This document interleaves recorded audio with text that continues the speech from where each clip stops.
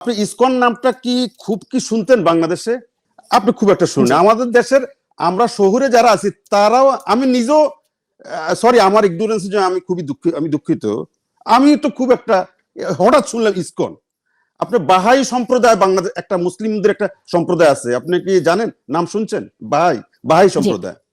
আচ্ছা, এখন প্রশ্নটাকে কোত্থেকে এই ডেরাইভ করছে, এই যে উত্তেজনাটা, টেনশনটা কোত্থেকে আসবে? এই ইসকন থেকেই তো।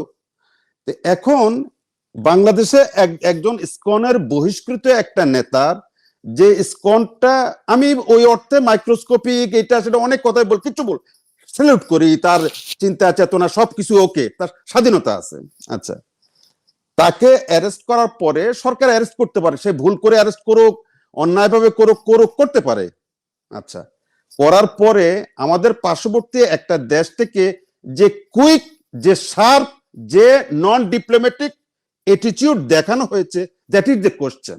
এই যে অমিত শাহ বলছে বাঙালিদেরকে উপর করে রেখে ঝুলানো হবে, বাংলাদেশের মানুষকে উই পোকা বললো, মুস্কান বিবিরকে আল্লাহু আকবার বলার কারণে নিপীড়িত করা হইলো, গোমাংস খাওয়ার কারণে ওখানে মুসলমানদেরকে প্রতিদিন নির্যাতন করা হচ্ছে, কাশ্মীরে মুসলমানদেরকে, এগুলা বললাম না।